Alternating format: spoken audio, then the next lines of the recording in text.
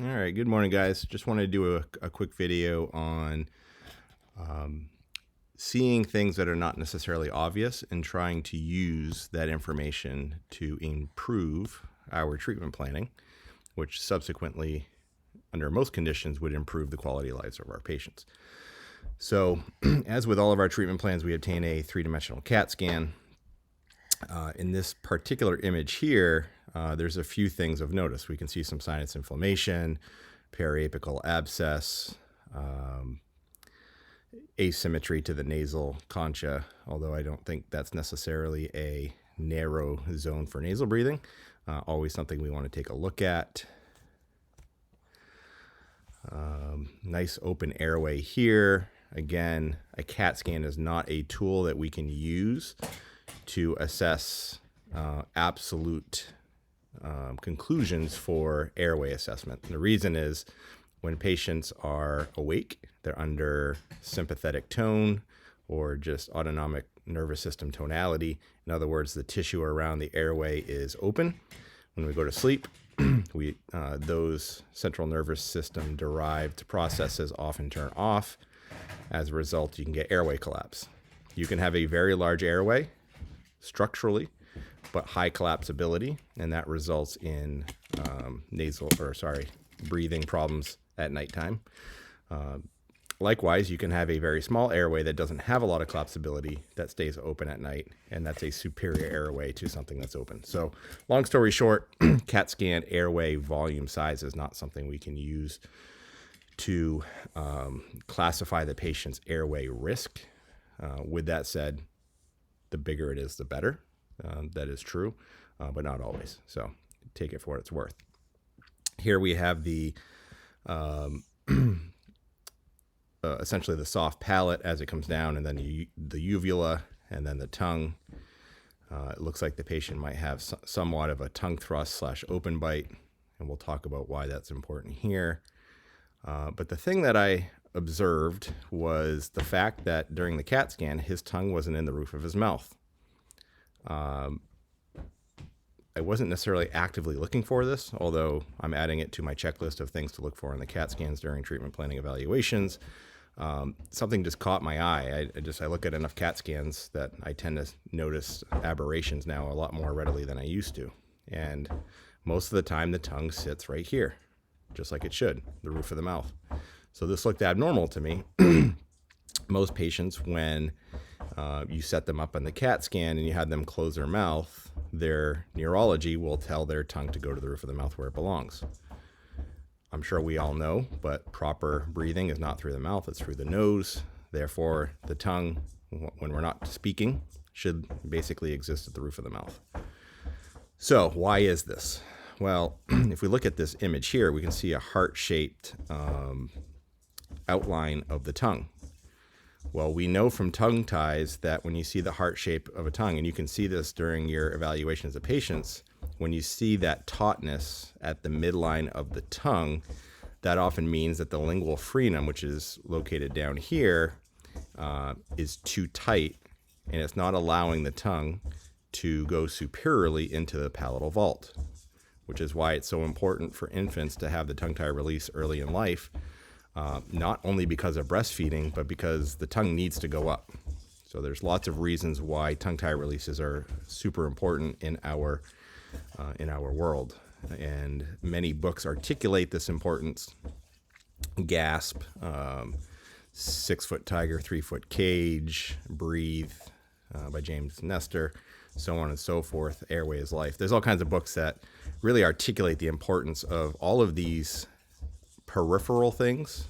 I say peripheral because these do not exist in the mainstream dental workforce or workplace. With that said, they're increasing in relevancy, and I think we can see why. So why is this important? This guy has a terminal dentition. We don't need to look at the rest of his CAT scan to get a sense of he's got a lot of problems.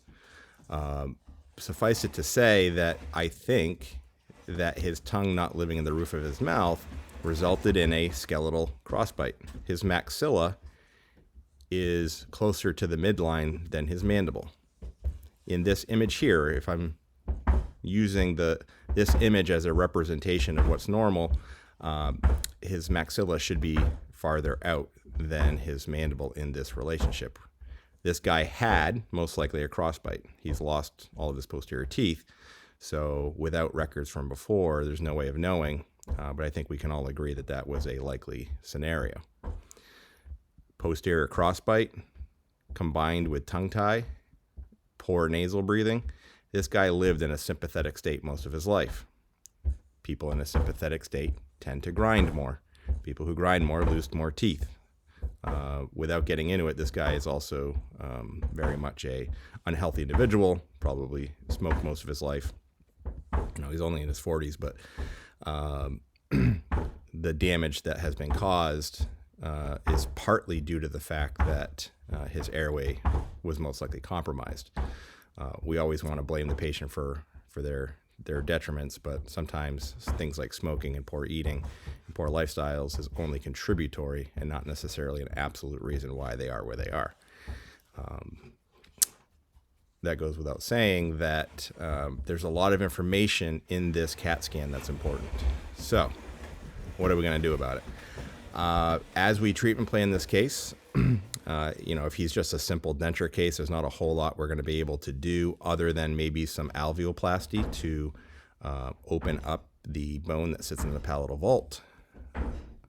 That's not really the topic of conversation for this particular video, but these are considerations to take into account when we see situations like this.